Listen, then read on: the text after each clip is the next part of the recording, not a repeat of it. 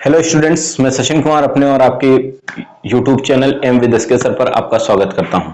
हम लोग first year physics का चैप्टर नंबर 7 पढ़ रहे थे, बल तथा न्यूटन के गतिविषयक नियम। इस चैप्टर के अंतर्गत पिछले वीडियो में हम लोगों ने इस चैप्टर के 5 न्यूमेरिकल सॉल्व किए थे। आज हम लोग इसी प्रक्रिया में आगे बढ़ते हैं और छठा न्यूमेरिकल सॉल्व करते हैं। 6 न्यूमेरिकल दिया गया है, न्यूमेरिकल नंबर 6 दिया गया है। कह रहा है दिए गए चित्र में निकाय के त्वरण ए डोरियों में तनाव T1 व T2 की गणना कीजिए। मान लीजिए कि मेज चिकनी तथा क्षैतिज है, घिरनी हल्की व घर्षणहीन तथा डोरियां हल्की व अवितन्य है अर्थात तनी हुई हैं। ठीक, एक आपकी मेज दी गई है, ध्यान से देखिएगा भाई, ये हमारी मेज है। इस मेज में एक पिंड रखा हुआ है, ये है। इस पिंड का जो द्रव्यमान दिया गया है 8 किलोग्राम है। ठीक, इस मेज के दोनों सिरों पर 2 घिरनियां लगी हुई हैं। ये घिरनी 1 है, ये घिरनी 2। ये जो पिंड है इस मेज पर रखा है और इन घिरनियों की सहायता से डोरियों से बंधा हुआ है। ध्यान दीजिएगा, ठीक, घिरनियों से बंधा हुआ है। ये जो मेज है वो चिकनी और चमकदार है। इतनी चिकनी है कि इसका जो घर्षण है वो शून्य है। ठीक, अब यहां पर जो डोरियां दी गई हैं, यहां से एक डोरी में 2 किलोग्राम का पिंड लटकाया गया है। इसमें जो लटकने वाला पिंड है इसका द्रव्यमान 2 किलोग्राम है। यहां पर जो पिंड लटक रहा है इसका द्रव्यमान 4 किलोग्राम है। कितना है भाई? 4 किलोग्राम।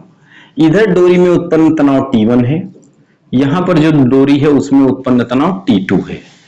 ठीक है, हाँ यही है भाई। अब इसमें हमें निकालना है, ये T1 हो जाएगी, ये T2 हो जाएगी। इसमें देखिए हमको ज्ञात क्या करना है, हमें 2 चीजें ज्ञात करनी है। पहली बात हमको ज्ञात करनी है, क्या ज्ञात करना है कि जो ये T1 और T2 है, तो डोरी में हमें तनाव T1 और T2 का मान निकालना है। ठीक, डोरी का तनाव, सबसे पहली बात क्या करना है, डोरी का तनाव ज्ञात करना है। डोरी का तनाव T1 तथा T2, T1 तथा T2, क्लियर। दूसरा हमें क्या निकालना है, पिंड का इनका त्वरण ज्ञात करना है, पिंडों का त्वरण A। ठीक है, दूसरा क्या ज्ञात करना है, पिंडों का त्वरण। और त्वरण को हम किससे दर्शाते हैं, स्मॉल a से। ये 2 चीजें ज्ञात करनी है। तो देखिए ये हमारा जो पिंड है इसका द्रव्यमान 4 किलोग्राम है। तो कोई भी वस्तु होती है उसका भार होता है, और भार सदैव किधर कार्य करता है, नीचे की ओर। तो इसका द्रव्यमान 4 किलोग्राम है, तो इसका भार कितना हो जाएगा, 4 जो हो जाएगा स्मॉल g किलोग्राम। वो सॉरी, अब भार है तो भार किलोग्राम से किस में बदलेगा भाई, न्यूटन में बदलेगा। तो न्यूटन में बदलेगा तो इस किलोग्राम को अगर हम न्यूटन में बदल दे भाई तो कितना हो जाएगा, 4 किलोग्राम है, इसको न्यूटन में अगर हम बदलेंगे तो ये हो जाएगा, किलोग्राम है इसको न्यूटन में बदल दें, है ना, तो ये हो जाएगा 4g न्यूटन, या किलोग्राम मीटर पर सेकंड स्क्वायर कह सकते हैं, न्यूटन। इसका भार भी जो होगा 2 kg किधर होगा, नीचे की ओर होगा, 2g न्यूटन नीचे की तरफ हो गया। क्लियर। अब एक बात ध्यान दीजिए भाई, यहां पर पिंड कौन अधिक है, 4 किलोग्राम का पिंड अधिक है और 2 किलोग्राम का पिंड कम है। ठीक, ये 2g है, ये कितना है, 4g है, 4g बड़ा है, वैसे भी ये 2g है। तो जो बड़ा होता है, जैसे ये पिंड इसका भार अधिक है तो ये नीचे की तरफ गति करेगा, और इसका भार कम है तो ये किधर गति करेगा, ऊपर की तरफ, इस डोरी की सहायता से। तो अगर हम पहले 2 किलोग्राम पिंड की बात करें, किस पिंड की, 2 किलोग्राम पिंड की, तो देखिए 2 किलोग्राम का जो पिंड है इस पर 2 चीजें कार्य कर रही हैं। एक तो इसका तनाव कार्य कर रहा है T1 जो किधर है, ऊपर की तरफ, और दूसरा इसका भार किधर कार्य कर रहा है, नीचे की ओर। इन दोनों में बड़ा कौन है, बड़ा T1 है, क्योंकि पिंड किधर गति कर रहा है, ऊपर की ओर। ठीक, तो यहां से हम पहले बात करते हैं 2 किलोग्राम के पिंड के लिए। 2 किलोग्राम के पिंड पर लगने वाला परिणामी बल निकाल ले भाई, पर लगने वाला परिणामी बल। ठीक, 2 किलोग्राम के पिंड पर अगर हम लगने वाला परिणामी बल निकालेंगे भाई, तो परिणामी बल F, जब हमने आपको पढ़ाया है किसी बिंदु पर 2 बल लगे हों और दोनों बल की दिशा एक दूसरे से विपरीत हों, तो परिणामी उनके अंतर के बराबर होता है। किसके बराबर होता है, अंतर के बराबर। और अंतर करते किससे किसको है, अधिक वाले से कम को घटाते हैं। किससे घटाते हैं, अधिक से कम को घटाते हैं। तो ये पिंड किधर जा रहा है, ऊपर की तरफ। किधर जा रहा है, ऊपर की तरफ। इसका मतलब इसमें डोरी में तनाव अधिक है T1 और इसका जो भार है वो कम है, 2g हो जाएगा। क्लियर। अब देखिए जो हमने पढ़ा है न्यूटन का गतिविषयक द्वितीय नियम, तो न्यूटन के गतिविषयक द्वितीय नियम से होता है क्योंकि F बराबर होता है m में, F बराबर m में, जहां A हो जाएगा पिंड में उत्पन्न त्वरण और m हो जाएगा पिंड का द्रव्यमान। तो इसका द्रव्यमान कितना है 2, तो ये हो जाएगा 2, ठीक है, और A बराबर T1 माइनस 2, जी का मान रख दो, जी है गुरुत्वीय त्वरण, इसका मान होता है 9.8, तो यहां से हो जाएगा 2A बराबर T1 माइनस 2 का को 9.8 से मल्टीप्लाई करेंगे, ये आएगा 19.6।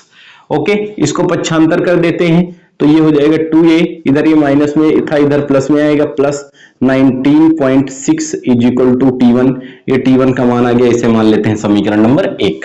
अब हम बात करेंगे 4 किलोग्राम द्रव्यमान के पिंड की, ठीक है। दूसरी बात किसकी कर रहे हैं, पहला स्टेप हमारा 2 किलोग्राम का पिंड हुआ, दूसरे स्टेप में हम बात कर रहे हैं, स्टेप बना के सॉल्व करें, आसानी से सॉल्व हो जाएगा। दूसरी कंडीशन में हम कहां से निकाल रहे हैं भाई, 4 किलोग्राम के पिंड पर, कहां पर, 4 किलोग्राम के पिंड के लिए, ठीक। अब देखिए भाई ये 4 किलोग्राम का जो हमारा पिंड है इस पर दो बल कार्य कर रहे हैं, एक तो इसका भार 4g नीचे की तरफ, एक तनाव बल T2 ऊपर की तरफ। कौन बड़ा है, जिधर गति करेगा वो बड़ा है, 4g, ये पिंड किधर आ रहा है, नीचे की ओर, अर्थात ये बड़ा है, T1 क्या है, छोटा है। तो यहां पर लगने वाला अगर हम परिणामी बल निकाल लें तो 4g 4 ग्राम नहीं किलोग्राम है के पिंड पर लगने वाला परिणामी बल, ठीक है।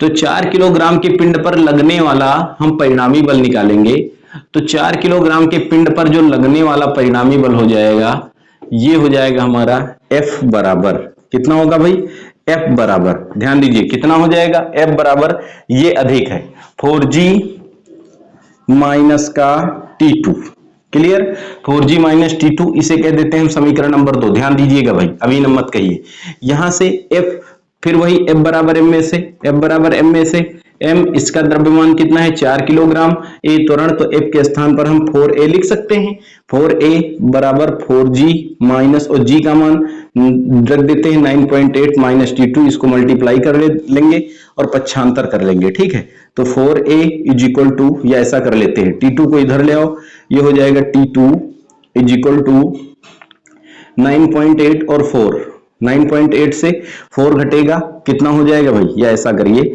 ये 9.8 इंटू 4 मल्टीप्लाई करेंगे, 4a 9.8 को इधर लाएंगे, इसको मल्टीप्लाई करने के पश्चात ये 2 हो जाएगा, और ये हो जाएगा 39.2 इज इक्वल टू माइनस का T2, पूरे समीकरण को माइनस से गुणा कर देते हैं, ठीक। तो 4a प्लस का था, ये बन जाएगा माइनस का, ये हो जाएगा प्लस का 39.2, और ये हो जाएगा आपका प्लस का T2, इसे मान लिया समीकरण नंबर 2, ठीक है, समीकरण नंबर 2, क्लियर। यहां से हम बात करिए भाई, आ जाइए अगली कंडीशन में, चाहो तो यहां से समीकरण 1 से a की वैल्यू रखिए, या समीकरण 1 और 2 को घटा दीजिए, समीकरण 1 को 2 से गुणा करने के पश्चात समीकरण 2 से घटा दो, T1 और T2 के रूप में आपको एक समीकरण मिल जाएगा, ठीक है। यहां से क्या करते हैं, ध्यान दीजिए भाई, क्या करें, समीकरण 1 में 2 से गुणा करके समीकरण 2 से घटा दें, या पहले दोनों समीकरण बना लेते हैं, ठीक है, चलो समीकरण बना लेते हैं। अब बात करेंगे हम किसकी, 8 किलोग्राम के पिंड की। थर्ड स्टेप में आप आइए और पहुंचिए 8 किलोग्राम के पिंड के लिए, 8 किलोग्राम के पिंड पर लगने वाला परिणामी बल, परिणामी बल देखो, इस पर दो बल लग रहे हैं, एक आपका तनाव T2 है, एक आपका तनाव T1 है, एक इसको दाहिनी ओर खींच रहा है, कि इसको बाईं ओर खींच रहा है। ये किधर खींचेगा, जिधर भार अधिक है, जिधर बल अधिक लगेगा, T1 अधिक है, T2 क्या है, अधिक है, क्योंकि ये किधर जा रहा है, नीचे की तरफ, तो ये इधर आएगा, ठीक। तो यहां से हम कितना लिखेंगे भाई, परिणामी बल जो आपका हो जाएगा F बराबर T2 माइनस T1, और वही बात F बराबर किसके होता है, चूंकि F बराबर m में बार बार लिख रहे हैं, m के स्थान पर कितना रखेंगे, 8a, ये हो जाएगा 8a बराबर T2 माइनस T1, ये हो गया हमारा समीकरण नंबर 3। अब आपको समीकरण 1, 2 और समीकरण 3 को हल करके T1, T2 और A का मान फाइंड करना है, ठीक है। कर लेंगे या सॉल्व करें, सॉल्व कर देते हैं, अच्छा हम भी, ठीक है, क्योंकि आप लोग तो सॉल्व करोगे नहीं भाई। अब देखिए समीकरण 1 में हम 2 से मल्टीप्लाई करके समीकरण 2 में जोड़ दें, समीकरण 1 को 2 से गुणा करके समीकरण 2 में जोड़ने पर, ठीक। समीकरण 1 को 2 से गुणा करके समीकरण 2 में जोड़ने पर, समीकरण 1 में 2 से गुणा करेंगे, ये 2 का a से गुणा करेंगे कितना हो जाएगा 4a, प्लस को इसमें गुणा करेंगे 2 से, ये हो जाएगा 39.6 नहीं 2 इज इक्वल टू 2t1, ठीक। इसमें जोड़ रहे हो आप, ये हमारा माइनस का 4a प्लस का 39.2 इज इक्वल टू t2, जोड़ रहे हैं ना भाई, जोड़ेंगे तो 4a से 4a घट जाएगा, ये 2 कितना हो जाएगा 4, 998 336 और एक 7 is equal to 2t1 plus का t2 आया भाई। इसको हम मान लेते हैं हमारा समीकरण नंबर 4 हो गया। देखिए ये समीकरण हमारा कितना हुआ 4 हुआ। ऐसा करते हैं भाई, यहां से जो समीकरण 3 है, ठीक, पहले a को हम रिप्लेस कर दें भाई, किसी प्रकार a को हम रिप्लेस कर दें। a को कैसे रिप्लेस करें, ध्यान दीजिएगा, a को अगर हम रिप्लेस करेंगे तो हमारा t1 t2 के रूप में समीकरण बनेगा, थोड़ा कठिन तो होगा ही। समीकरण 3 है, समीकरण 1 में हम क्या करते हैं, समीकरण 1 में 4 से मल्टीप्लाई कर दें, 4 से मल्टीप्लाई करने के पश्चात समीकरण 3 में हम इसको सब्ट्रैक्ट कर देंगे, क्योंकि जब समान चिन्ह होते हैं तो हम घटाते हैं और विपरीत चिन्ह होते हैं तो जोड़ते हैं। हम a को हटाना चाह रहे हैं, किसको, a को। हम समीकरण 1 में पुनः क्या करेंगे, पुनः समीकरण 1 में, पुनः समीकरण 1 में 4 से गुणा करके, 4 से गुणा करके समीकरण 3 से घटाने पर, समीकरण 3 से घटाने पर बस अभी वैल्यू निकल आएगी, अंतिम समीकरण है, ठीक है। 4 से गुणा करेंगे, ये हो जाएगा 4a प्लस इसमें 6 चौक 24 के 4, आर लगा 2, 6 4 से कर रहे हैं ना, 9 चौक 36, 36 और 2 38 के 8, आर लगा 3 और 4 एकम 4 3 7, 19 चौको 76, ठीक, बराबर ये आपका हो जाएगा 41, किसमें, समीकरण 3 में। चलो समीकरण 3 में लिखा है हमारा 8a, बाएं को बाएं में रख लेते हैं, बाकी इसको दाहिने में भेज देते हैं, ठीक। ये हो जाएगा t2 माइनस t1, यहां पर कुछ नहीं तो प्लस 0 लिख सकते हैं, लिख सकते हैं भाई। देखो घटा रहे हैं, क्या कर रहे हैं, घटा रहे हैं, तो ये प्लस था, ये इसमें किससे गुणा किया भाई, 4 से किया है ना, तो ये 8 हो जाएगा, घटा रहे 8a, ये प्लस था माइनस हो जाएगा, ये 4t1 माइनस का इसको 0 लिख सकते हैं, लिख सकते हैं, ये प्लस का था क्या बन जाएगा माइनस, ये और माइनस था ये प्लस बन जाएगा, ठीक। ध्यान दीजिएगा भाई, 8 से 8 कट जाएगा, 78.4 से 0 घटेगा, ये आएगा हमारा 78.4 इज इक्वल टू, ठीक, 4t1 प्लस का है और t1 प्लस का है, ये कितना बन जाएगा भाई 5t1 और माइनस का t2, क्लियर। ये हो गया हमारा समीकरण नंबर 5। देखो भाई समीकरण 4 और समीकरण 5 को सीधा जोड़ दीजिए, आंसर आ जाएगा भाई। समीकरण 4 तथा 5 को जोड़ने पर, समीकरण 4 तथा 5 को जोड़ दीजिए, तो समीकरण 4 और 5 को जोड़ेंगे, तो देखिए 4 और 5 को जोड़ेंगे, बाएं को बाएं में, दाहिने को दाहिने में, दोनों जोड़ दो भाई, ये हो जाएगा 78.4 is equal to 2t1 plus का t2, ये हमारा कितना आया भाई 78.4 इज इक्वल टू कितना है ये 5t1 माइनस का t2। देखो भाई प्लस माइनस माइनस कैंसिल, ये हो जाएगा 7t1 इज इक्वल टू 448 8 8 16 7 7 14 15, तो t1 इज इक्वल टू 156.8/7, काट दो भाई, 2 बार जाएगा 2 बार जाएगा, ठीक है, 7 दूनी 14, 1 बचा 16, 7 दूनी 14, कितना बचा भाई 14, 2 बचा 7 चौक 28, T1 बराबर आ गया 22.4, और तनाव है, तनाव एक बल होता है जिसका मात्रक क्या हो जाएगा न्यूटन। T1 का मान कितना आया भाई 22.4 न्यूटन आया। अब T1 की वैल्यू समीकरण 5 में रख दीजिए, ठीक, समीकरण 5 में रख दीजिए, T1 का मान कितना आ रहा है भाई 22.4 न्यूटन, ठीक। T1 का मान रख दीजिए समीकरण 5 में, समीकरण 5 में T1 के स्थान पर कितना रखेंगे 22.4, उसके बाद आपको T2 की वैल्यू ज्ञात हो जाएगी, ठीक, T1 के स्थान पर 22.4 रखेंगे, T2 का मान ज्ञात आ जाएगा। और T1 और T2 का मान जो है, ये T1 या T2 में से किसी एक का मान जो है समीकरण 1 में रख दीजिएगा। T1 का मान, आपको एक ही वैल्यू ज्ञात हो जाएगी। ठीक है, तो हमने T1 की वैल्यू निकाल दी है। बाकी आपको हम बता रहे हैं A का मान निकालने के लिए T1 का मान समीकरण 1 में रखिएगा। T1 का मान पहले रखेंगे समीकरण 1 में। ठीक, T1 के स्थान पर रखेंगे 22.4, 19.4 आएगा, 22.4 से घट जाएगा, A से डिवाइड कर देना, A का मान निकल आएगा। A का जब निकल आएगा तो चाहे आप यहां से कर लीजिएगा, A का निकल आएगा तो A का मान समीकरण 2 में रख दीजिएगा और T2 का मान निकल आएगा। चलो हम निकाल रहे हैं, T1 का मान समीकरण 1 में रख रहे हैं, तो ये हमारा 2A, ठीक, बराबर डायरेक्ट कर रहे हैं, T1 के स्थान पर 22.4, 19.6 इधर आएगा। ठीक, 2A बराबर देखो 14 से 6 घटेगा, 14 से 6 घटेगा 8 बचेगा, यहां से होगा 11 से 9 घटेगा 2 बचेगा। ठीक, 1 से कितना आएगा, A बराबर 2.8 बटे 2, 2 एक कम 2, 2 चौको 8, A का मान आ जाएगा 1.4 मीटर पर सेकंड स्क्वायर। तुरंत कितना आ गया भाई, 1.4 मीटर पर सेकंड स्क्वायर। A का मान उठा के समीकरण 2 में रख दो, T2 की वैल्यू फाइंड कर लेना। ठीक, यही आप T2 का आंसर हमें कमेंट करके बताइएगा। स्क्रीनशॉट लेना चाहो इसका स्क्रीनशॉट ले सकते हो। नेक्स्ट क्वेश्चन दिया गया है, ये क्वेश्चन नंबर हमारा 6 था। क्वेश्चन नंबर 7 दिया गया है, ध्यान से समझिएगा, समझ में आएगा। और अगर आप वीडियो के स्किप करेंगे, बार बार सोचेंगे क्या पढ़ें, इतना कठिन क्वेश्चन है, नहीं सॉल्व कर पाएंगे, तो आप नहीं सॉल्व कर पाएंगे। कुछ बच्चे जो होते हैं वो भगते हैं पढ़ने से, कुछ क्या सारे बच्चे भगते हैं, 5-6 बच्चों को छोड़ दिया जाए तो। क्वेश्चन नंबर 5 था, क्वेश्चन नंबर ये 6 था। क्वेश्चन नंबर 7 देखिए, क्वेश्चन नंबर 7 कह रहा है, संलग्न चित्र में एक भारहीन घर्षण घिरनी एक स्प्रिंग तुला से लटक रही है। किसी भारहीन अवतन्य डोरी जो कि घिरनी के ऊपर से गुजरती है के मुक्त सिरे पर 1 किलोग्राम व 5 किलोग्राम द्रव्यमान के 2 पिंड बंधे हैं। बताइए कि स्प्रिंग तुला का पाठ्यांक 6 किलोग्राम भार से अधिक है या 6 किलोग्राम भार से कम है। ये आपका एक स्टैंड है, ध्यान दीजिए, ये दृढ़ आधार है।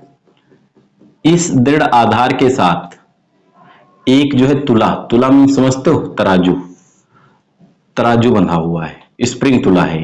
ठीक, ये आपकी तुला हो गई। जो तुला है, तुला में आगे स्प्रिंग लगी हुई है ऐसे। ठीक, इस तुला के साथ जो है एक घिरनी लगी हुई है ऐसे। इस घिरनी में 2 पिंड लटके हुए हैं, ध्यान से देखिएगा, ये 2 पिंड लटका दिए। एक पिंड का द्रव्यमान 5 किलोग्राम है और एक का 1 किलोग्राम। ये जो एक पिंड है, इस पिंड का द्रव्यमान कहा गया 5 किलोग्राम है। ठीक, और जो अगला पिंड है उसका द्रव्यमान 1 किलोग्राम है। 5 किलोग्राम और 1 किलोग्राम है। कह रहा है तुला का पाठ्यांक बताइए। तुला का पाठ्यांक अर्थात तुला का जो है पाठ्यांक भार बताना है, भार किलोग्राम मीटर में, वो न्यूटन में। तो T डैश बराबर, देखिए यहां पर डोरी में तनाव होगा T मान ले, तो यहां पर भी डोरी में तनाव T होगा। देखिए अभी इससे पहले वाले क्वेश्चन में हम T1 T2 क्यों माने थे, क्योंकि बीच में एक पिंड रखा हुआ था। यहाँ दोनों पिंड हैं, जितना डोरी में तनाव उत्पन्न करेगा उसी के कारण इस पर बल लगेगा। ठीक है, तो दोनों में तनाव, इसमें T है, इसमें T है। तो यहां से जो स्प्रिंग तुला का पाठ्यांक आएगा, इसमें उत्पन्न तनाव के कारण, इसमें उत्पन्न तनाव के कारण, अर्थात T बराबर आए, T डैश बराबर होगा T प्लस T। ये इसका पाठ्यांक हो जाएगा। ध्यान दीजिएगा भाई। उसी तरीके से क्वेश्चन भी सॉल्व करना है, कोई कुछ नया नहीं है, सब कुछ पुराना है, बस थोड़ा सा ध्यान देना है आपको। देखिए ये 1 किलोग्राम का पिंड है, इसका भार कितना हो जाएगा, इसके भार को द्रव्यमान दिया होता है, तो हम जानते हैं भार जो हो जाता है, वेट उसका हो जाता है m इंटू जी से गुणा कर देते हैं, जहां m होता है द्रव्यमान कितना है 1 किलोग्राम, इसको g से गुणा करेंगे, कितना हो जाएगा g न्यूटन। कितना होगा g न्यूटन, किधर कार्य करेगा, नीचे की ओर। ये 5 किलोग्राम द्रव्यमान है, इसका जो भार हो जाएगा वो कितना हो जाएगा 5g हो जाएगा। कितना 5g, ये किधर कार्य करेगा, नीचे की ओर। अब एक बात और समझिए, यहां पर किस पिंड का द्रव्यमान अधिक है, 5 किलोग्राम का द्रव्यमान अधिक है, अर्थात किस पिंड का भार अधिक है, तो पहला ये पिंड A मान लेते हैं, ये पिंड मान लेते हैं B, तो पिंड A का भार अधिक है, जिसका भार अधिक होगा, जैसे स्प्रिंग से आप लटके हुए हो, ठीक, ये एक स्प्रिंग से बंधा हुआ है जैसे, तो जिसका भार अधिक होगा वो किधर आएगा, नीचे, और जिसका भार कम होगा वो ऊपर जाएगा। ऐसे ही तो होता है। तो ये जो 5 किलोग्राम का पिंड है, इसका भार अधिक है, ये किधर गति करेगा, नीचे की ओर, और जो 1 किलोग्राम का पिंड है वो किधर गति करेगा, ऊपर की ओर। तो ध्यान दीजिए भाई, यहां से जो पिंड ए है, इस पिंड ए पर 2 बल कार्य कर रहे हैं। कितने बल? 2। एक बल कार्य कर रहा है, इसका भार जो नीचे की तरफ है, और एक दूरी में उत्पन्न तनाव जो किधर है, ऊपर की तरफ है। तो अगर हम पिंड ए पर लगने वाला परिणामी बल निकालें भाई, ध्यान दीजिए भाई, पिंड ए पर लगने वाला परिणामी बल, तो पिंड ए पर लगने वाला परिणामी बल, तो जब हम भैया यहां से पिंड ए पर लगने वाला परिणामी बल निकालेंगे, तो परिणामी बल F बराबर कितना होता है, ध्यान दीजिएगा, परिणामी बल F बराबर, जब हमने आपको बताया था एक पिंड पर 2 बल लगे होते हैं और दोनों की दिशाएं विपरीत होती हैं, तो परिणामी किसके बराबर होता है, अंतर के बराबर। और अंतर करते किससे हैं, अधिक से कम को घटाते हैं। अब भार अधिक है तभी तो ये नीचे की तरफ आ रहा है, अगर तनाव अधिक होता तो ये ऊपर जाने लगता। क्या अधिक है, भार अधिक, तो ये नीचे की तरफ आ रहा है, अर्थात परिणामी बल इनके अंतर के बराबर 5G से हम क्या करेंगे, T को घटा देंगे।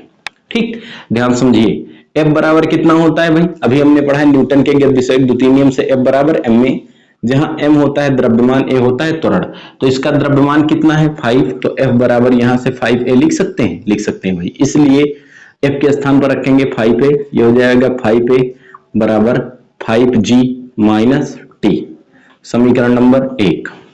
क्लियर। नेक्स्ट कंडीशन में आ जाइए भाई, दूसरे पिंड के लिए, पिंड बी पर लगने वाला परिणामी बल निकालना भाई, पिंड बी पर लगने वाला परिणामी बल, पिंड बी पर लगने वाला परिणामी बल, पिंड बी पर लगने वाला परिणामी बल हम निकालेंगे। ध्यान दीजिए भाई, तो पिंड बी किधर जा रहा है, ऊपर की तरफ, इस पर भी 2 बल लग रहे हैं, एक इसका भार G नीचे की तरफ, एक इसका तनाव बल ऊपर की तरफ।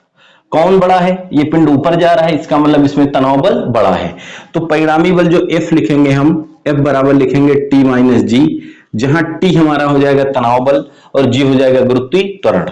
ठीक भाई, 2 बल लगे थे, विपरीत दिशाओं में थे, परिणामी अंतर के बराबर। ठीक, तो परिणामी जो होगा वो इनके अंतर के बराबर। F बराबर कितना होता भैया, ma, F बराबर ma, वही पुरानी बात, चूंकि F बराबर ma होता है, m का मान कितना है 1, इसलिए हम f के स्थान पर डायरेक्ट लिख देंगे m के स्थान पर 1 और a, तो a बराबर t माइनस जी। बात समझ में आई भाई, इसे मान ले हम समीकरण 2। हमें डोरी में तनाव T का मान निकालना है। कह रहा है बताइए, इसमें जो स्प्रिंग तुला का भार है वो 6 किलोग्राम भार से कम है कि अधिक है, ये बताना है हमको, अर्थात तनाव के कारण ही इसमें भार उत्पन्न होगा। तो यहां से हमें तनाव निकालना है, ना कि हमें जो है त्वरण निकालना है। तो दोनों समीकरणों से हम ए को रिप्लेस कर दे, ए को हटा दे, विलोपित कर दे। ठीक, तो विलोपित करने के लिए सबसे पहले हम गुणांक देखते हैं, इनके गुणांक समान है कि नहीं। तो समीकरण 1 में a का गुणांक कितना है 5, समीकरण 2 में a का गुणांक कितना है 1 है, इसका भी गुणांक कितना करेंगे 5 करेंगे। तो 5 करने के लिए समीकरण 2 को हम 5 से क्या करेंगे, गुणा करेंगे। ठीक, और एक बात ध्यान देते हैं, अगर चिन्ह समान होते हैं तो हम घटाते हैं, और चिन्ह विपरीत होते हैं तो जोड़ते हैं। तो यहाँ a और जो है a समीकरण 1 में और समीकरण 2 में दोनों के जो गुणांक हैं वो समान चिन्ह के साथ है, इसलिए घटाएंगे। तो हम क्या करेंगे, यहां से लिखेंगे समीकरण 2 में 5 से गुणा करके समीकरण 1 से घटाने पर, समीकरण 2 में 5 से गुणा करके समीकरण 1 से घटाने पर, समीकरण 1 से घटाने पर। ठीक, समीकरण 5 जो है 5 से गुणा करके समीकरण 1 से घटाने पर ये कितना हो जाएगा, देखिए 5a बराबर 5g माइनस टी, इसमें गुणा करेंगे ये हो जाएगा 5a बराबर कितना हो जाएगा भाई 5t, या इसको आगे कर देते हैं, इसी में तो गुणा किया है ना, तो g को आगे कर ले भाई। तो ये चलो अच्छा पीछे आगे कर लेते हैं g को, तो माइनस का 5g प्लस का 5t, ऐसा लिख सकते हैं बेटा।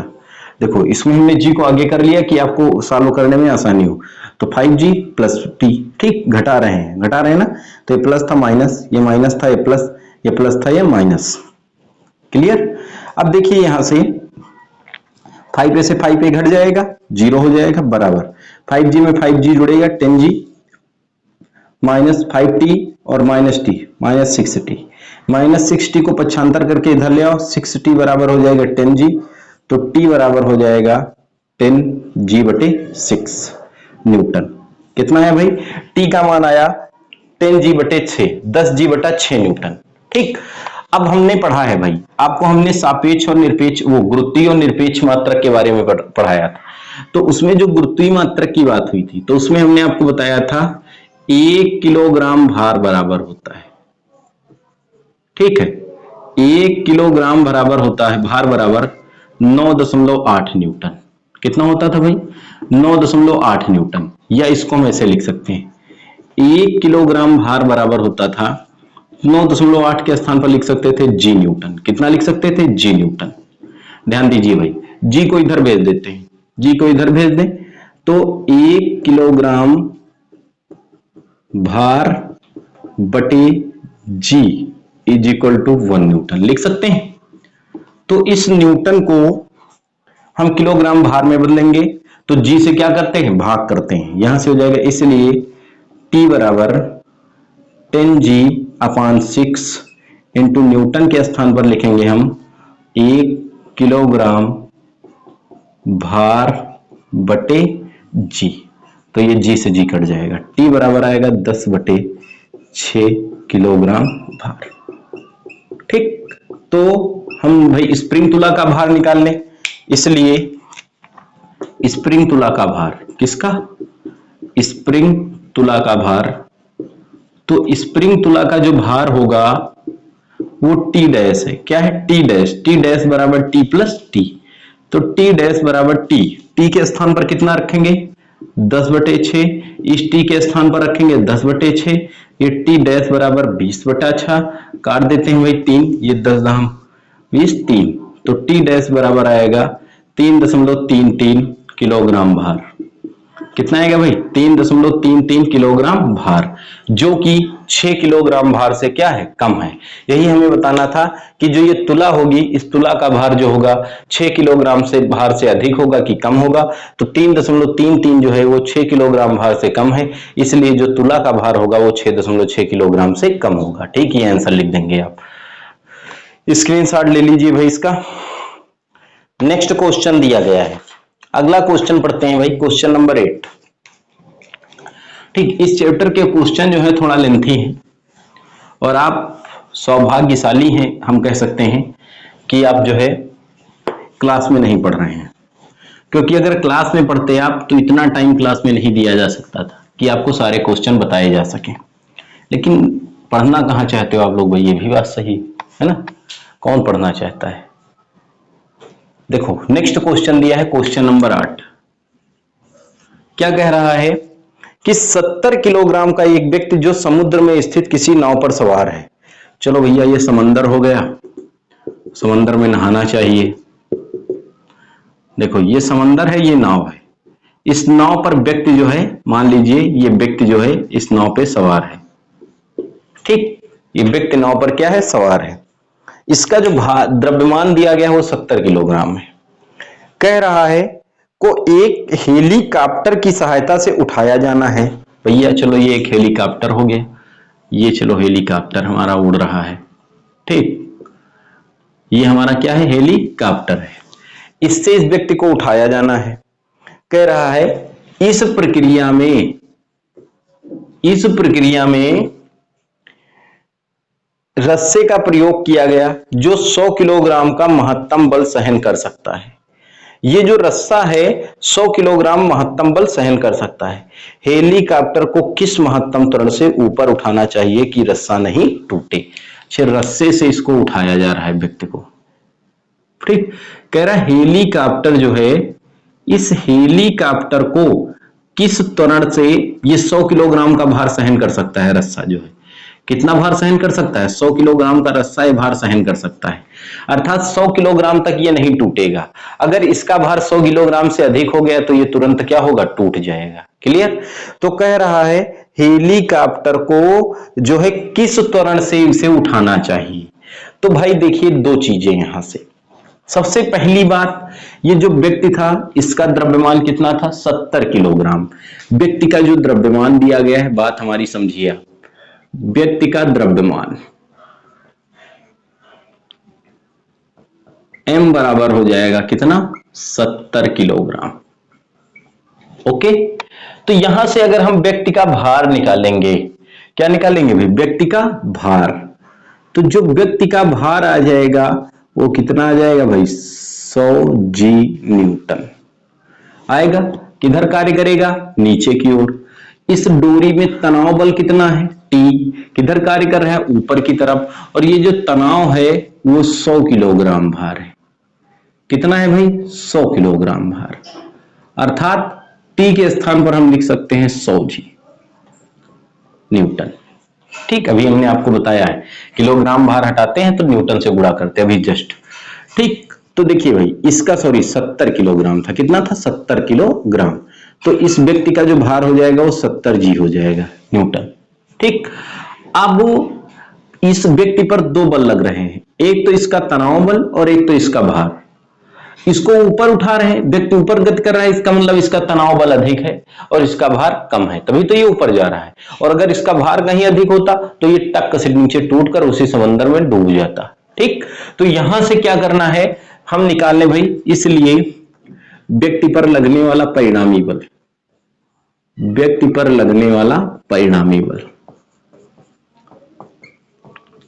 अगर व्यक्ति पर लगने वाला हम परिणामी बल निकालें भाई, तो परिणामी बल F बराबर कितना होगा भाई, परिणामी बल F बराबर हो जाएगा T माइनस का भार इसका कितना है 70 जी। ओके, क्योंकि भाई ऊपर जा रहा है तो इसका मतलब तनाव बल अधिक है और भार क्या है, कम है। ठीक, यहां से भाई चूंकि हम लोगों ने पढ़ा है F बराबर कितना होता है ma होता है, जहां m द्रव्यमान और a क्या होता है त्वरण, इसलिए हम लिख सकते हैं F के स्थान पर कितना, m के स्थान पर 70 है। ठीक, तो F के स्थान पर इसलिए हम लिखेंगे 70a या 70a बराबर T। T का मान कितना है भाई 100 जी, कितना है 100 जी माइनस 70 जी, तो ये 70a बराबर 100 जी से 70 जी घटेगा 30 जी। ठीक, तो a बराबर 30 और g के स्थान पर 9.8 बटे 70, 0 0 कटेगा भाई, कटेगा 7 एकम 7, 2 बचा 7 चौक 28, 14 3 42, ए बराबर 4.2 मीटर पर सेकंड स्क्वायर। तो हेलीकॉप्टर से व्यक्ति को 4.2 मीटर पर सेकंड स्क्वायर के त्वरण से ऊपर उठाना चाहिए। ये आपका आंसर हो जाएगा। क्लियर, स्क्रीनशॉट ले लीजिए भाई। ये क्वेश्चन नंबर 8 था। क्वेश्चन नंबर 9 दिया गया है। क्वेश्चन इसके भाई टफ है कि नहीं, टफ है, टफ है, अच्छा नहीं टफ है भाई, आप लोग पढ़ाकू लोग हो, कहां टफ होंगे। 9 नंबर दिया गया है। देखिए क्वेश्चन नंबर 9 दिया गया है। क्वेश्चन नंबर 9 क्या कह रहा है, एक 40 किलोग्राम की लिफ्ट जो कि मजबूत तार से लटकी हुई है, लिफ्ट जो है 400 किलोग्राम की है, सॉरी लिफ्ट 400 किलोग्राम से लटकी हुई है, लिफ्ट के तारों में तनाव ज्ञात कीजिए। भैया ये आपकी लिफ्ट हो गई, ये कितने द्रव्यमान से लटकी हुई है 400 किलोग्राम की है, ये तार से लटकी हुई है, कह रहा तार में तनाव बल ज्ञात कीजिए। ठीक, लिफ्ट का द्रव्यमान हम लिख सकते हैं भाई, लिफ्ट का द्रव्यमान, क्वेश्चन आपकी स्क्रीन पर है, वहां से आप देख लीजिए, ज्यादा हम लिखेंगे नहीं। लिफ्ट का द्रव्यमान m बराबर हो गया 400 किलोग्राम। ठीक, तो लिफ्ट का अगर हम भार निकालें भाई, ये द्रव्यमान 400 किलोग्राम हो गया, तो लिफ्ट का अगर हम भार निकालेंगे तो प्रत्येक वस्तु का भार नीचे की तरफ कार्य करता है, ये हो जाएगा 400 जी न्यूटन होगा भाई, क्योंकि हमने आपको बताया था जो भार होता है वो W बराबर mg होता है, जहां m द्रव्यमान और g त्वरण होता है, 400 जी आ जाएगा। इन्होंने कहा ज्ञात कीजिए तारों में तनाव निकालना है। क्या निकालना है, तार में तनाव, तार में तनाव। ठीक, देखिए भाई हमारी बात समझने का प्रयास कीजिए, इसमें तनाव T किधर होगा, ऊपर की तरफ। ठीक, समीकरण 1 हम बना लेते हैं। पहले क्या निकालना है, यहां से। अब इस लिफ्ट पर दो बल कार्य कर रहे हैं। कितने बल? दो बल कार्य कर रहे हैं। ठीक, कितने बल कार्य कर रहे हैं? दो बल। एक 400 जी न्यूटन नीचे की तरफ, एक तनाव बल टी ऊपर की तरफ। और जब दोनों बल किन दिशाओं में विपरीत, तो परिणामी किसके बराबर आएगा? इनके अंतर के बराबर आएगा। परिणामी किसके बराबर आएगा? अंतर के बराबर आएगा। अब इसमें कंडीशन भाई ध्यान देनी है, कौन कौन सी स्थितियों में निकालना है। ठीक, इतनी बात आप समझ गए। तो पहली स्थिति कह रहा है यदि वस्तु विराम में हो। दूसरा कह रहा है 1 मीटर पर सेकंड स्क्वायर के नियत 1 मीटर पर सेकंड स्क्वायर के एक नियत त्वरण से होगा। भाई इसमें ऊपर की ओर जा रही हो। 2 मीटर पर सेकंड स्क्वायर के एक नियत त्वरण से नीचे आ रही हो। 2 मीटर पर सेकंड स्क्वायर के त्वरण से नीचे आ रही हो। अच्छा ठीक है, ध्यान दीजिएगा भाई।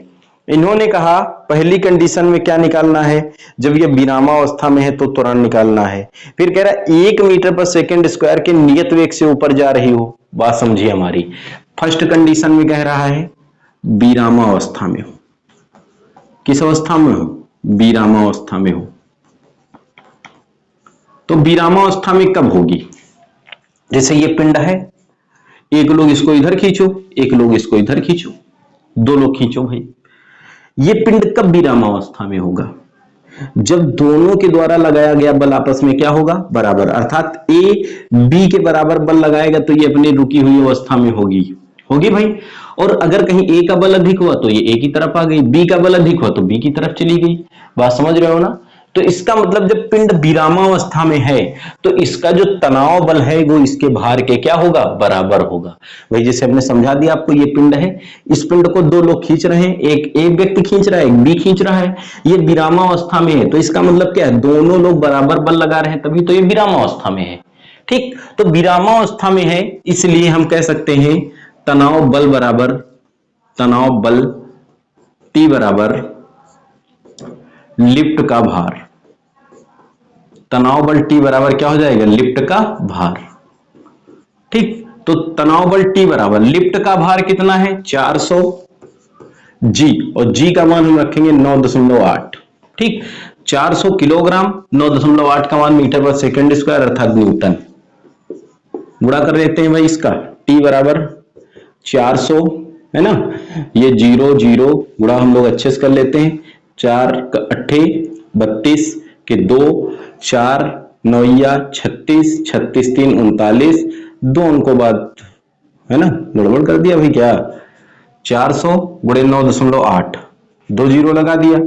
4 को गुणा 8 से किया, 32 के 2 हाथ लगा 3 है ना, 36 3 39 और एक अंक बाद दशमलव है पीछे से लगा दिया। तो तनाव बल T बराबर कितना आ गया? 3920 न्यूटन। क्लियर? कंफर्म भाई? ठीक, सेकंड स्थिति में कह रहा है जब लिफ्ट एक नियत वेग से, ध्यान दीजिए भाई, एक नियत वेग से ऊपर जा रही हो। एक नियत वेग से कहां जा रही हो? एक नियत वेग 1 मीटर पर सेकंड स्क्वायर से 1 मीटर पर सेकंड से ऊपर जा रही हो। ये दिया गया है, ध्यान दीजिए भाई। जब वह लिफ्ट एक नियत वेग 1 मीटर पर सेकंड से ऊपर जा रही हो, इस कंडीशन में ध्यान दीजिए भाई, अब लिफ्ट ऊपर जा रही है तो ऊपर जाने का मतलब अब तनाव बल अधिक हो गया। पहले दोनों बराबर थे तो विरामावस्था में थी, अब तनाव बल अधिक हो गया। जब तनाव बल अधिक हुआ तो ये किधर जाने लगी? ऊपर की तरफ जाने लगी।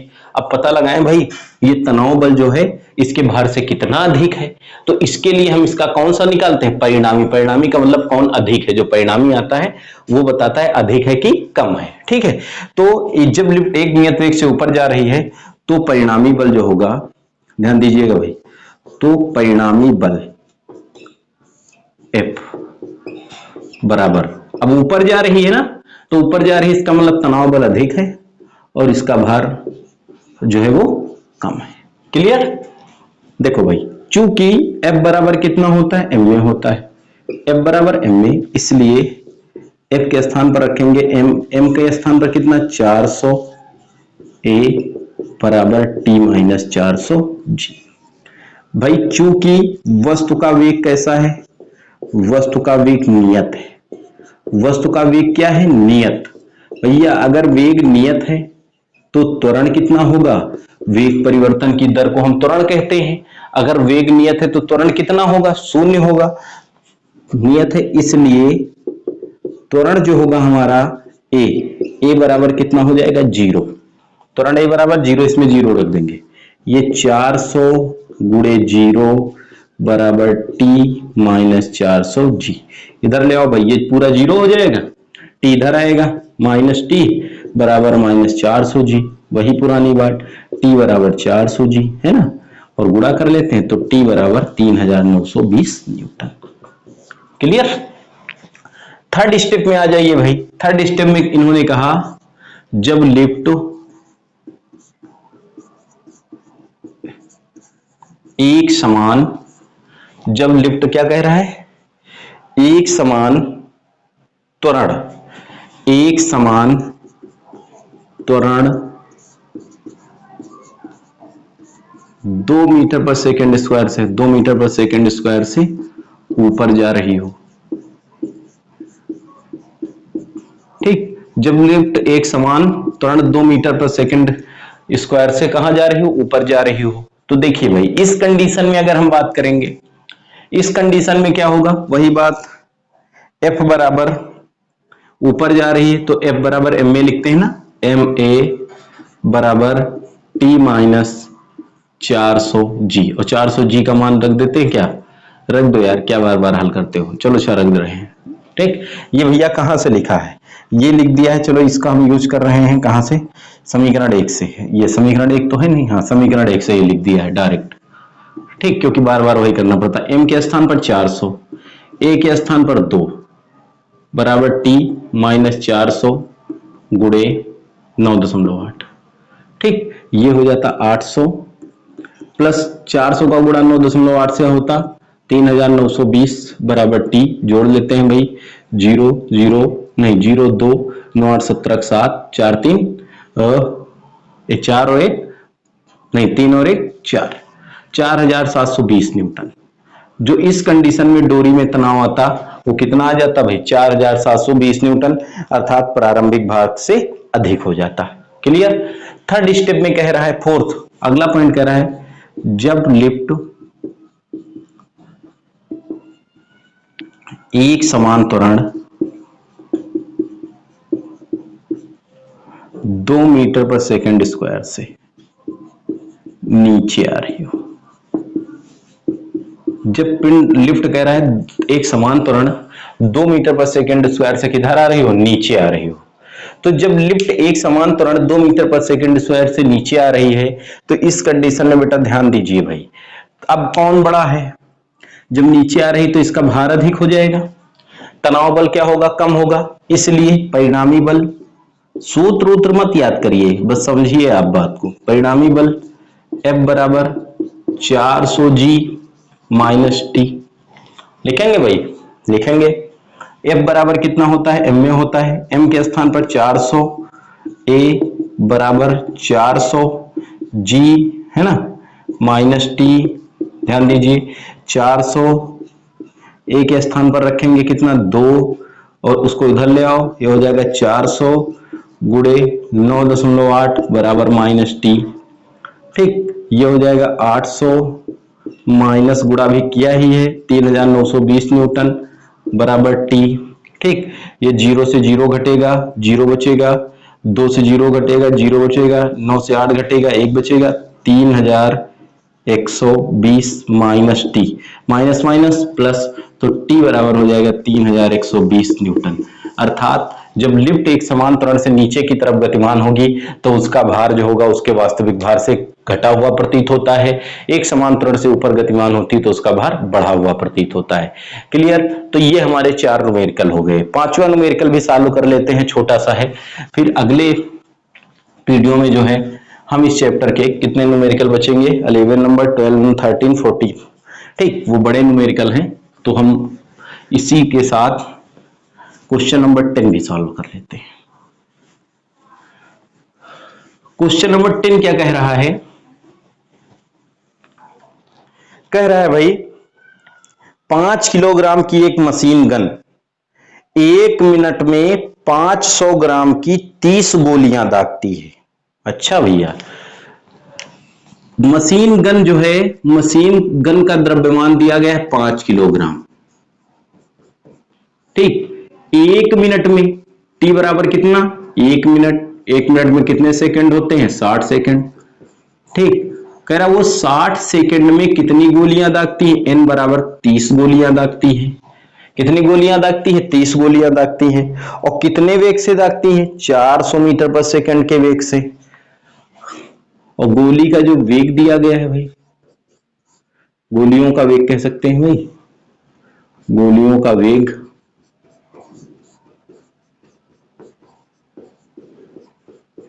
v बराबर कितना होगा, 400 मीटर प्रति सेकंड। कह रहा है मशीन बल को उसकी स्थिति में बनाए रखने के लिए कितना बल लगाया जाना आवश्यक है। मशीन गन को उसकी स्थिति में बनाए रखने के लिए कितना बल आवश्यक है। इसमें भैया हम लगा दे संवेग संरक्षण का नियम। तुम गोली दागते हो तो कोई बाहर से तो बल लगाते नहीं हो, है ना, तो या आरोपित बल निकालना है हमें कि भाई बाहर से खींचेंगे अपनी तरफ, नहीं गोली हमको झटका दे या लेकर बंदूक के साथ हम भी चले जाएं, तो हमें कुछ अपनी तरफ बल लगाना पड़ेगा। तो वो बल लगाएंगे, हम लगाएंगे संवेग संरक्षण का नियम से। हम लोगों ने पढ़ा था आरोपित जो बल होता है वो संवेग परिवर्तन की दर के क्या होता है, बराबर होता है। ठीक, F बराबर ये एक गोली थी, ये यहां से हम देखिए कितनी गोलियां हैं, n, तो लिख सकते हैं n into delta P upon delta T. Okay भाई, F बराबर n, डेल्टा p के स्थान पर हम लिख सकते हैं mv। पहले द्रव्यमान था, बाद वेग कितना हुआ, 40 मीटर पर सेकंड। ठीक है, उसके पहले जब बंदूक लिए थे तो क्या गोलियों का वेग था, नहीं था, इसलिए हम अंतिम संवेग ले रहे हैं भाई। ठीक, बटे डेल्टा टी। ध्यान दीजिए भाई, F बराबर गोलियों की संख्या कितनी है, 30, गोली का द्रव्यमान 5, वेग 400 बटे डेल्टा टी कितना है, 60 सेकंड। ठीक, m 5 किलोग्राम है ना, गोलियों की संख्या, ये क्या लिख दे भैया, 400 कहां लिख दिया हमने, 400 मीटर पर सेकंड। ठीक, यही है 400 मीटर 5 किलोग्राम, 50 ग्राम की 30 गोलियां। भैया ये 5 किलोग्राम नहीं है, 50 किलोग्राम है, 50 ग्राम है। ये कहां से हम लिख देते हैं भैया, 5 किलोग्राम की एक मशीन गन है। अच्छा, मशीन गन थी 5 किलोग्राम। ठीक, मशीन गन कितनी थी, 5 किलोग्राम। और गोली का द्रव्यमान दिया गया है, ध्यान दीजिए भाई, गोली का द्रव्यमान दिया है, कितना है गोली का द्रव्यमान, m बराबर 5 ग्राम। ठीक, कितना है भाई, 5 ग्राम। इस 5 ग्राम को किलोग्राम में बदल लो, m बराबर 5 गुणे 10 की घात -3 लिखेंगे। यहां से रुक जाओ भाई, 5 गुणे 10 की घात -3 गुणे 400। देखो 0 0 कटा, 3 एकम 3, 3 दूनी 6, 200। ठीक, F बराबर 200 का गुणा 5 से कर दे, 1000 गुणे 10 की घात -3, 5 से करेंगे भैया, इसको 2 से किया, 2 पंची 10, कुछ तो गड़बड़ कर दिया हमने भाई, 50 ग्राम की गोली है, क्या बात है भाई, हाँ 50 ग्राम की गोली है, कितनी, 50। ये कहां से हमारे तार हट जाते हैं भाई, तो ये 10,000 हो जाएगा। तो F बराबर ये लिख सकते हैं 10 गुणे 10 की घात 3 गुणे 10 की घात -3, आधार समान है, घातें जुड़ेंगी, F बराबर 10 न्यूटन। तो बंदूक को अपनी स्थिति में बनाए रखने के लिए उस पर हम कितना बल लगाएंगे, 10 न्यूटन का बल लगाएंगे। ठीक है, तो इस चैप्टर के न्यूमेरिकल का ये 3rd पार्ट था। इसके अंतर्गत हम लोगों ने 5 न्यूमेरिकल्स पढ़े हैं। अगले वीडियो के अंतर्गत हम इसके जो शेष न्यूमेरिकल हैं उनको हम कवर कर लेंगे। अगर आपको हमारा वीडियो पसंद आया हो तो इसे लाइक, शेयर और कमेंट करेंगे तथा हमारे चैनल को सब्सक्राइब करेंगे, जिससे आपको आने वाली वीडियो की नोटिफिकेशन प्राप्त हो जाए। धन्यवाद, शुभ रात्रि।